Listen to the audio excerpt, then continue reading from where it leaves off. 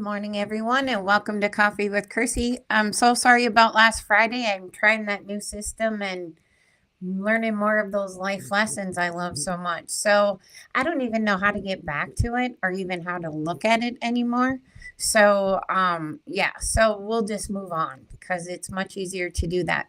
So welcome, everyone. It's been a week. It's been 2 weeks since I talked to you, and there's a lot been happening. And so one of the things I wanted to talk about today is how we have the ability as human beings in general to forecast, to catastrophize, to think about what's coming up next and the worst case scenario. That's really human nature. And so I posted something out there this week about what percentage of the things that we make up or catastrophize, it maybe that's a better word, um, how much of those things actually happen. And so when I did a little research, it turns out that 85% of the things that we conjure up do not happen. And and the other part of that, only 14% of it happens anywhere even remotely close to the way you think it will happen. Like it doesn't happen the way you think it will. And I think we all kind of know that. But I think as caregivers, what we should talk about is that we're always kind of waiting for that next shoe to fall, right? We're waiting for the next thing to happen. And I think what makes that different and what makes us on high alert all the time, because it's always got your nervous system humming, right? You're always humming in the background, just like what's coming next? Is this going to go away? What is this? So, been having a couple weeks of that, and it's quite exhausting. And I really wanted to talk about it and figure it out. It's really something that caregivers are excellent at. We're excellent at writing the story before it even happens, right? So what if, right? What if this is the fall that makes everything different? What if this is never going to go away? What if I'm just making this up, which we're going to talk about this in a minute?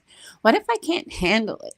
And I think that that's the most interesting part because we now have proof and evidence that we have handled 100% of everything that's happened so far. I'm not sure that I think it's human nature to go back and say, what if I can't handle it? What if everything falls down? What if this? What if that? And that's fine. You can do that, but it's not serving us. And what makes caregivers worse is we know that something's coming next. We know that there's going to be a decline. We know that diseases are going to progress. We know that. And, like, for instance, if I told you that someone had cancer, right? And I said, oh, they have breast cancer. There's a part of your brain that knows someone who's been through cancer, breast cancer specifically, and you can trace their whole entire steps to understand what is this going to look like? What am I going to go through? What, right? And you take that lived experience and you expand on it. What does it look like in my life? What does it look like in our life? And well, because some stories are quite ugly, right? And we'll go right to the worst case scenario. And that's human nature. That's going to happen. But once you get out of that emotional state, I think it's time to come back and see, is this really serving me? So I thought I would run us through a little scenario that's kind of fun. I totally just spilled on myself. Not a new day. So one of the things that happened in the last couple weeks is I have been really experiencing some different kinds of things with my hernia. I've had a hernia for a really long time, I went to check it out at one point, and the surgeon said, well, we could do an ultrasound and we could see what's going on, but you're really too fat to do anything about that.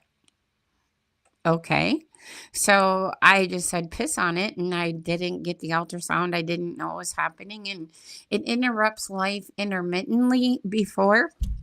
Well, now it's really starting to interrupt life more intermittently, like not intermittent. Like it's now sensitive to what I do. And I would assume, and I can say with pride, that I've actually lost 100 pounds in the last year, maybe 10 months.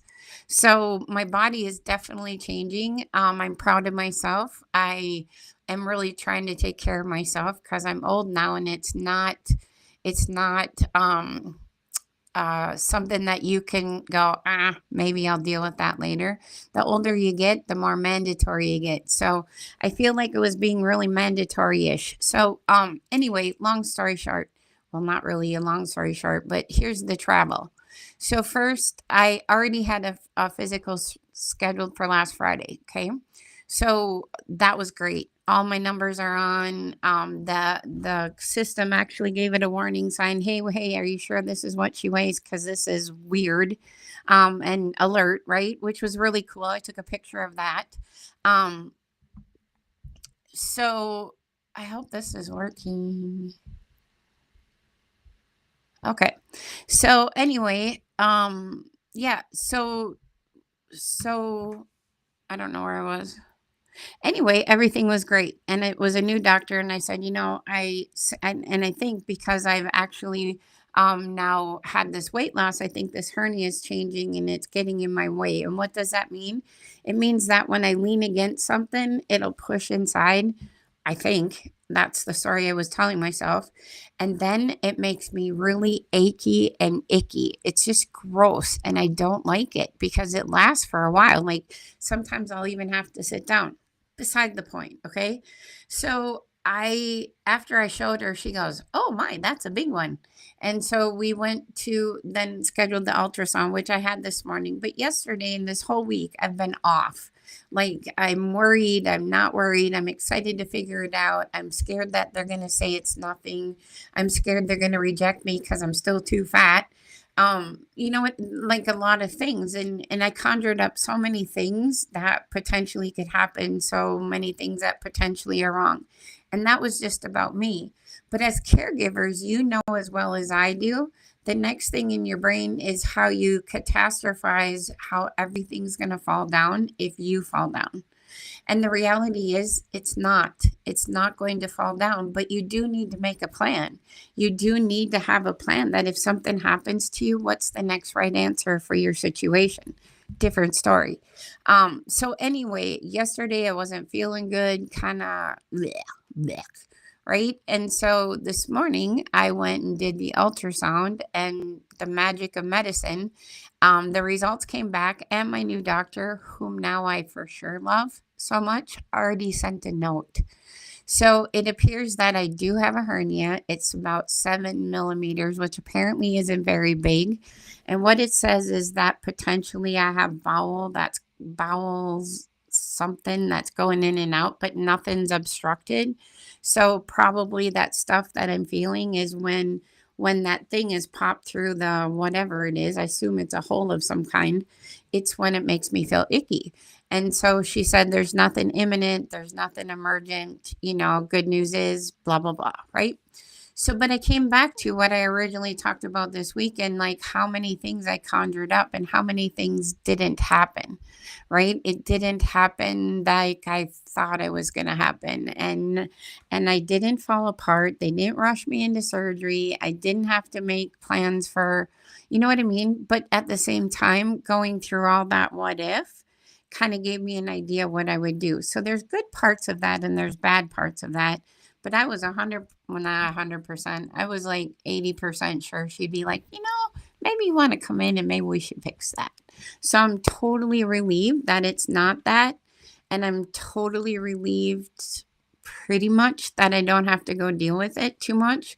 But then at the same time, like, oh my gosh, is this going to be forever? Which goes back to our caregiving, because how many times have we said, like, something will happen and you're like, oh my God, is this going to last forever? Oh my gosh, is this the way it's going to be? Right. And it's just, yeah, it's hard.